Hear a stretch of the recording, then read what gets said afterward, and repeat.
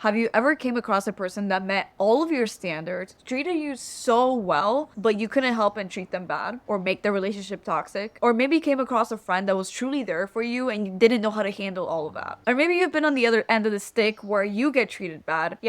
Yeah, I've been there too. And it's completely okay. You're not a bad person. It happens to a lot of people and you're not alone. Hey, I'm Ira here to guide you towards becoming your best self. And today I'm going to cover exactly how you are going to create healthy, long-lasting relationships that truly fulfill your social life. Just like you, I was raised in an environment that was not the best and I had to truly learn how to not be a toxic human being. Before I get started on everything, I just want to say that you're absolutely not alone and it's normal to go through these phases in your life where you're wondering if you're a bad person, you're feeling guilty of the things that you've done, or because of how you've treated people. You're just a human being that was raised in the wrong environment. The fact that you're here with me today wanting to change this about you shows that you're a good person. Because bad people don't even notice what they do, or when they notice, they just don't care enough to change. Now that I got that out of the way, let me tell you a little secret. Every single relationship I had before the one that I have right now, which is extremely healthy, was very toxic. And every single time I tried to step out of that, right, and meet someone that was actually healthy for me, or I would come across someone who actually treated me right, I would start treating them bad. And I just couldn't handle a healthy relationship. It wasn't until I made the conscious choice to become hyper aware of my thought process before I say things to people that could hurt them, and started actually going on my healing journey to heal that part of myself that was traumatized and it's leaking and bleeding on people, that I actually found my boyfriend, who I love very much, and he treats me like an absolute, like he treats me like royalty. Never in my life have I been treated this good and not resented it. And this is not only for romantic relationships, but this is for friendships as well, because right now I have very healthy friendships that fulfill me in my social life. So let me show you what I did in order to build these healthy relationships and what I do consistently to maintain them. The first thing that I did was have standards. Literally write down your standards. What are you looking for in a friendship and relationship? Because you shouldn't just have standards for relationships. You should also have them for friendships. Think of standards as your guidance for knowing who you want and don't want in your life. Because these standards is truly what you value in relationships. And that's okay. It's okay to set standards. You have to. Because if people don't meet them and you're not really aware of your standards, then you're going to end up with toxic relationships that you're resenting all the time and that you consistently have to communicate your boundaries or what you want. If you don't have standards and actually respect them, you're never going to be satisfied with your social life. So to build these standards, I want you to write down on paper what you value in a person. So for example, I value honesty. I value morality. I value loyalty.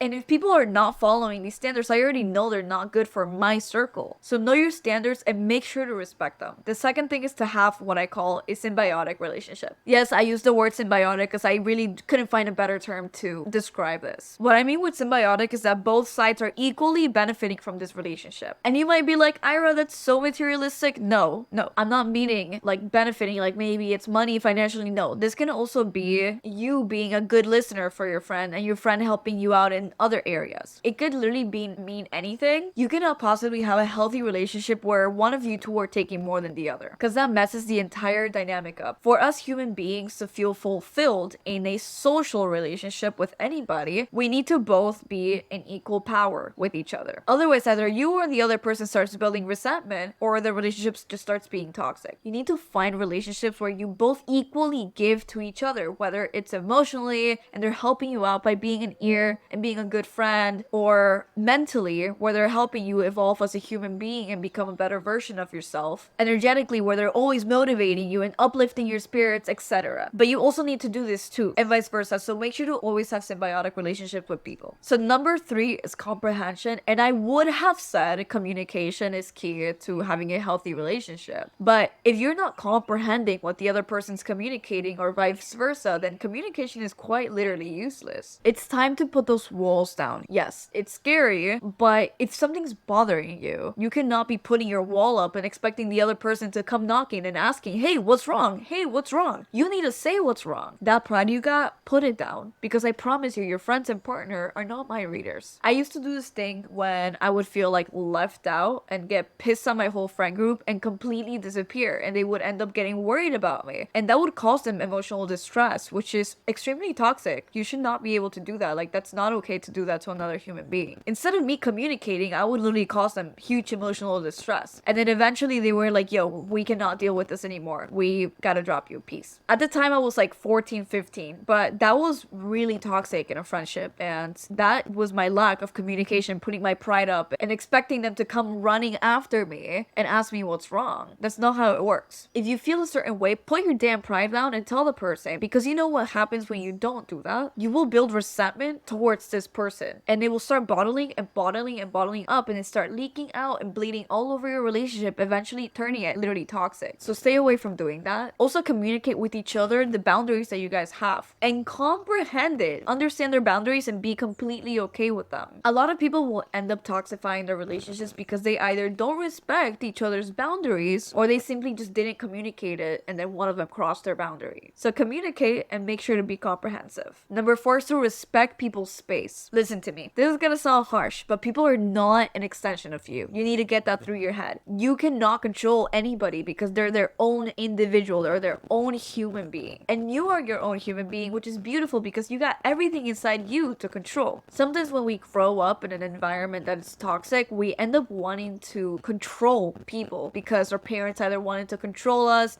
or we felt like we had no control in our environment. So now we tend to want to control things in our daily life, especially people. And this is all to make up for the fact that when we were children, we didn't have much control over our own lives. So just get in your head that you have control over your own life, and it's okay for people to have control over their lives because they're individual people. Work on your self-love all the time. If you have a relationship or friendship with anybody, do not depend on them or do not use them as a way of happiness and safety. You need to be your own safety net. You need to build your relationship with yourself aside from the relationship that you have with them. Because once you have a relationship with yourself and understand that people are their own person and you're your own person, then you end up pouring into the relationship you have with them with love and abundance instead of coming from a place of lacking that and taking from the relationship. Food for thought. And the last one, which is number 5, is to understand that nobody's perfect. You're never going to have like the most amazing healthy relationship where nobody messes up ever. That doesn't exist because we're human beings and by default we have flaws. When you have a partner or friendship, there might be times where you guys deal with a struggle. That doesn't mean that this is a toxic relationship and you should get rid of it. No. This means that you guys should communicate as much as possible with each other and it's you guys against the problem. Understand that people are not perfect and they're gonna come with their flaws, but as long as they're willing to change that and be able to become a better person and a better person also for the relationship, then that's what makes a relationship healthy. But this is also something that applies to you. You have your own flaws, you are a human being, and that's completely okay. As long as you're willing to change that and you're willing to heal and become a better person, a kinder person, a more loving person, then you will keep maintaining this healthy relationship that you have with these people. But all of these steps that I said, you can also apply it to yourself to have a better relationship and a healthier relationship with yourself that you can always rely on. At the end of the day, having healthy relationships has everything to do with you. If you don't consistently work to become a better person, to heal your traumas, to not leak and bleed all over people, then you're going to end up with relationships that reflect on what you have inside. Always remember that your outside world is a direct reflection of your inner world. And if your inner world is all messed up, unhealed, and still dealing with a bunch of rockets, then you're going to find that in the outside world and you're not going to be able to find healthy relationships. So work on yourself first and apply everything I said to this video into your life. I want you to comment down below what's something you're actively working on right now to have a better relationship with yourself. And I also want you to like so more people just like you can find this video and get the value from it. And to become the best and highest version of yourself, make sure to subscribe because I'm always